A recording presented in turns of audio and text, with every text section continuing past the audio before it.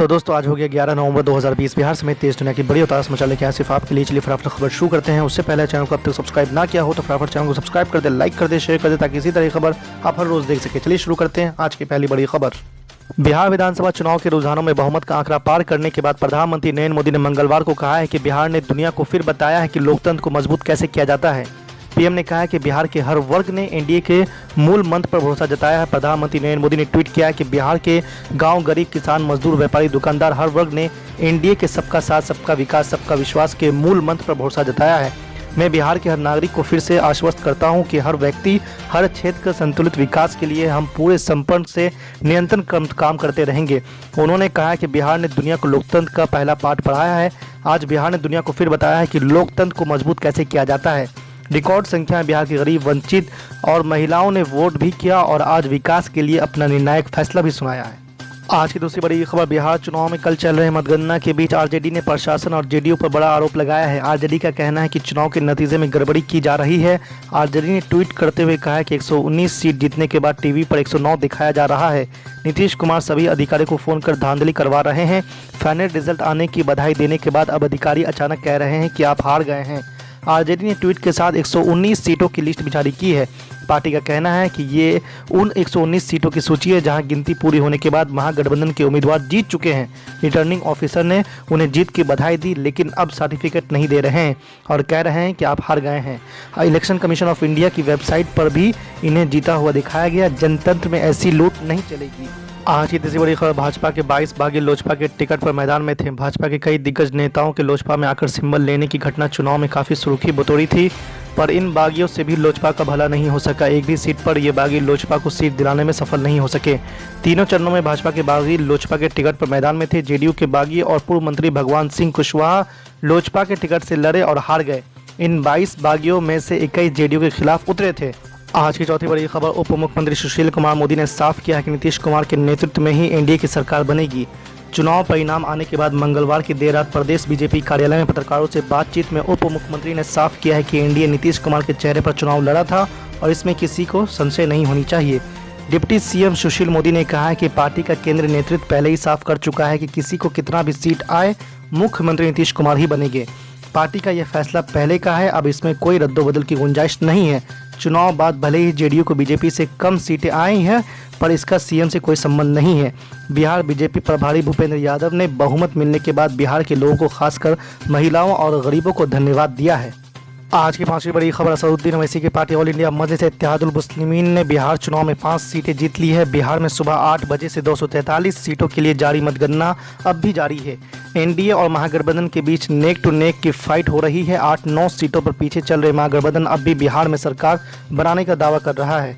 ऐसे में असदुद्दीन ओवैसी ने जरूरत पड़ने पर महागठबंधन का समर्थन पर मीडिया के सवालों पर गोलमोल जवाब दिया है। असदुद्दीन ओवैसी ने कहा कि सभी सीटों के नतीजे सामने आने के बाद वो अपनी पार्टी के प्रदेश अध्यक्ष और अन्य वरिष्ठ नेताओं से मशवरा करने के बाद ही इस बारे में कोई फैसला करेंगे। अल्लाह सुब्हानहू व तआला का शुक्रिया अदा करता हूँ कि अल्लाह के फजल व करम से मजलिस इत्तेहादुल मुस्लिमीन को एक तारीख़ी कामयाबी बिहार में मिली है। मैं साथ ही साथ जो हमारे बिहार प्रदेश के अध्यक्ष हैं जनाब अख्तर ईमान साहब का और जनरल सेक्रेटरी आफ्ताब साहब का, आदिल साहब का और तमाम बिहार के मेरे पार्टी के ज़िम्मेदारों का शुक्रिया अदा करता हूं कि उनकी बड़ी सख्त जिद्दोजहद और मेहनत रही और उसी मेहनत का नतीजा रहा कि आज हमको एक बहुत बड़ी कामयाबी हासिल हुई।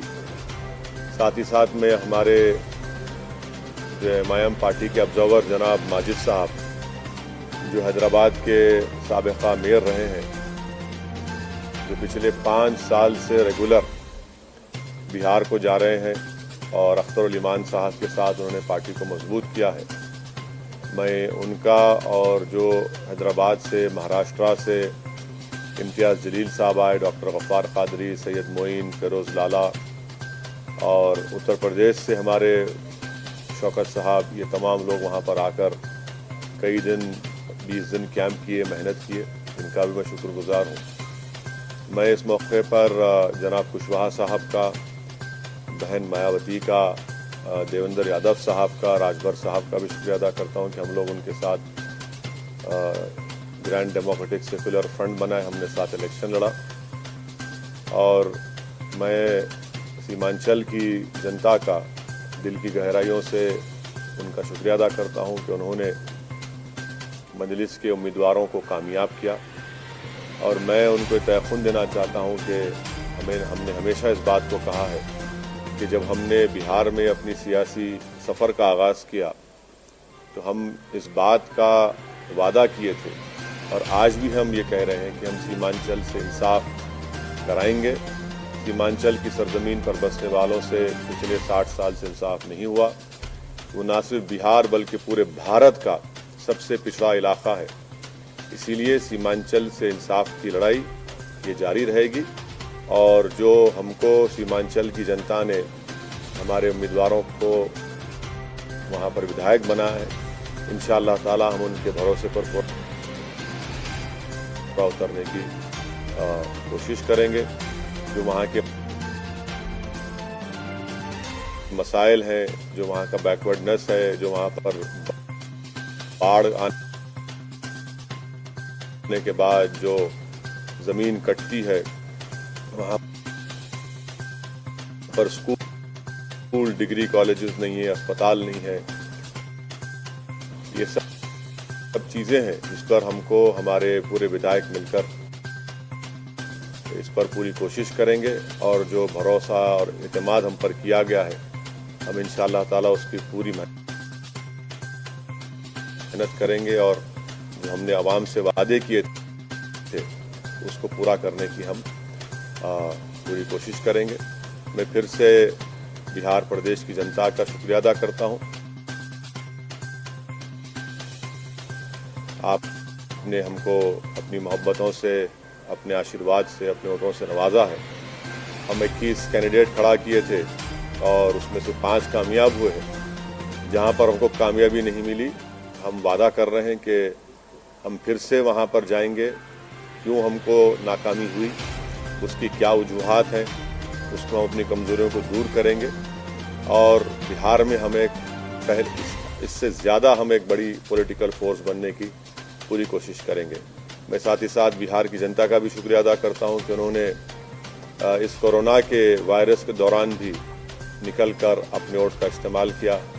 ये बड़ा ही उनका बेबाकी का काम था और बड़ा ही बहादुरी से उन्होंने निकलकर अब भारत की जमहूरियत को, बिहार के जमहूरियत को इलेक्शन में हिस्सा लिया। मैं उनका भी शुक्रिया अदा करता हूँ।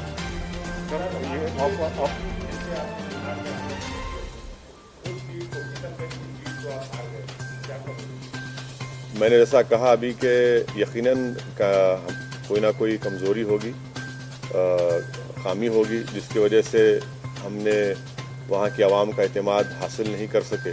इस पर हम बैठकर बात करेंगे जनाब कमरुल्लाह साहब से और उन कमज़ोरियों को दूर करेंगे और इंशाअल्लाह ताला हम दोबारा उस सीट को उस पर कामयाबी हासिल करेंगे। सर, आप तो तकरीबन 15 दिन वहाँ पे कैंपेनिंग किए और 50 से भी ज़्यादा सभाएं किए, तो कैंपेनिंग के दौरान आपने क्या देखा और ये जो नतीजे आए हैं उसको कैसा आंकते हैं सर? मैं वहाँ पर 65 सभाएं मैंने की जनाब कुशवाहा साहब के पार्टी के कैंडिडेट्स के लिए, बहुजन समाज पार्टी के कैंडिडेट्स के लिए और फिर उसके बाद हम अपने पार्टी के कैंडिडेट्स के लिए कैंपेनिंग में हिस्सा लिए।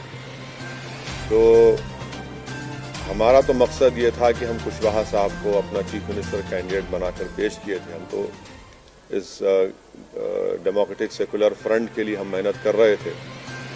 अब तक जो नतीजे आए वो हमारी क्या बोलना चाहिए, हमारी ख्वाहिश के बरक्स हैं, उसका अपोजिट है।